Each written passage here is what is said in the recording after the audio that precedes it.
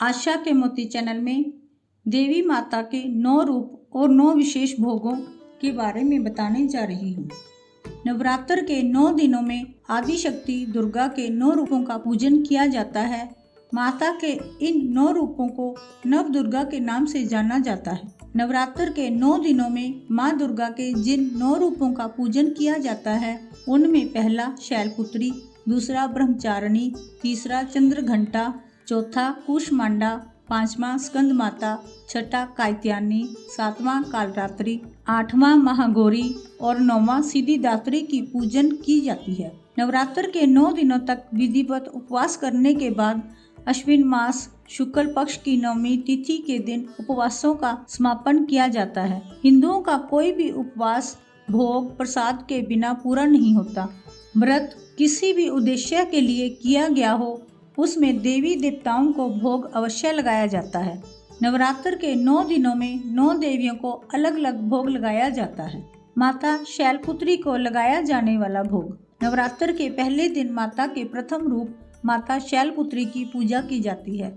माता शैलपुत्री पर्वतराज हिमालय की पुत्री है और इसी कारण उनका नाम शैलपुत्री पड़ा। इस दिन उपवास करने के बाद माता के चरणों में गाय का शुद्ध घी अर्पित करने से आरोग्य का आशीर्वाद प्राप्त होता है और उपवास करने वाला निरोगी रहता है। माता ब्रह्मचारिणी को लगाया जाने वाला भोग।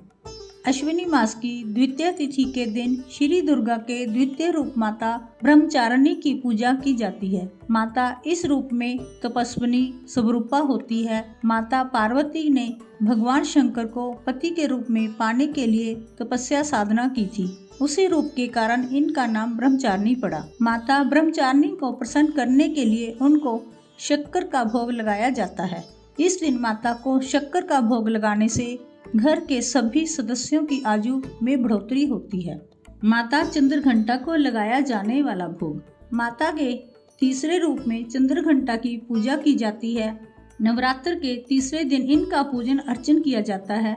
वह संसारिक कष्टों से मुक्ति पाता है।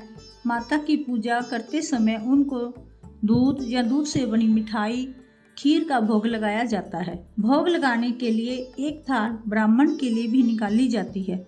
ब्राह्मण को भोजन के साथ साथ दक्षिणा आदि भी दान में दी जाती है।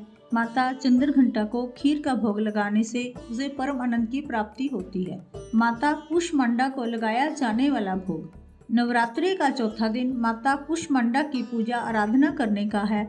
यह माता कूष्मांडा का चौथा रूप है। एक मान्यता के अनुसार ब्रह्मांड की उत्पत्ति माता कूष्मांडा के उदर से हुई है।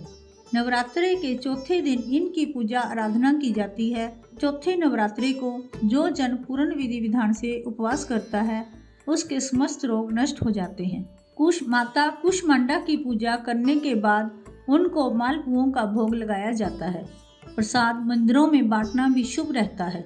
माता को मालपुए का भोग लगाने से माता प्रसन्न होकर उपवासक की बुद्धि का विकास करती है और साथ साथ निर्णय करने की शक्ति भी बढ़ाती है।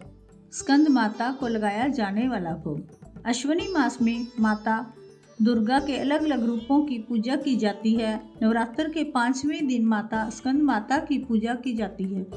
माता स्कंद माता कुमार कार्तिकेय की माता है। 5वें दिन माता के इस रूप की आराधना करने से उपवासक को स्वतः ही सभी सिद्धियां प्राप्त होती हैं। पूरे दिन उपवास करने के बाद माता को केले का भोग लगाया जाता है। इस दिन माता को केले का भोग लगाने से शरीर स्वस्थ रहता है।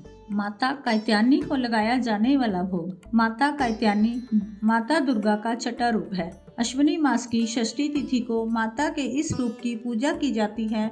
माता कात्यायनी ऋषि कात्यायन की पुत्री है। माता को अपनी तपस्या से प्रसन्न करने के बाद उनके यहाँ माता ने पुत्री रूप में जन्म लिया। इसी कारण वे कात्यायनी कहलाई। नवरात्र के छठे दिन इनकी पूजा आराधना की जाती है। इस दिन माता को भोग में शहद दिया जाता है। माता कात्यायनी को शहद का भोग लगाने से उपवासक की आकर्षण शक्ति में वृद्धि होती है। माता कालरात्रि को लगाया जाने वाला भोग। सप्तमी तिथि में माता के कालरात्रि स्वरूप की पूजा आराधना की जाती है। ये माता काल अर्थात बुरी शक्तियों का नाश करने वाली है, इसलिए इन्हें कालरात्रि के नाम से जाना जाता है। नवरात्र के 7वें दिन इनकी पूजा अर्चना की जाती है। इस दिन साधक को पूरे दिन का उपवास करने के बाद माता को गुड़ का भोग लगाना चाहिए। इस प्रकार माता की पूजा करने से व्यक्ति पर आने वाले शोक से मुक्ति मिलती है। माता महागौरी को लगाया जाने वाला भोग। श्री दुर्गा अष्टमी के दिन माता के 8वें रूप महागौरी की पूजा की जाती है। अपने गोरे रंग के कारण इनका नाम महागौरी पड़ा है।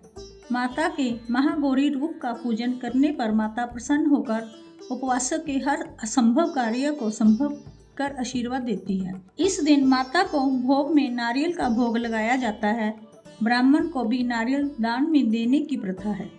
माता निसंतानों की मनोकामना पूरी करती है। माता सिद्धिदात्री को लगाया जाने वाला भोग। नवरात्र के 9वें दिन माता सिद्धिदात्री की पूजा आराधना का होता है। माता सिद्धिदात्री को सभी प्रकार की सिद्धियां देने वाली कहा गया है। नवरात्रि के 9वें दिन इनकी पूजा और आराधना की जाती है। इन्हें सिद्धियों की स्वामिनी भी कहा जाता है। 9वीं तिथि का व्रत कर माता की पूजा आराधना करने के बाद माता को तिल का भोग लगाना और इस दिन कल्याणकारी रहता है। यह उपवास व्यक्ति को मृत्यु के भय से राहत देता है और अनहोनी घटनाओं से बचाता है। जय दुर्गा माता की।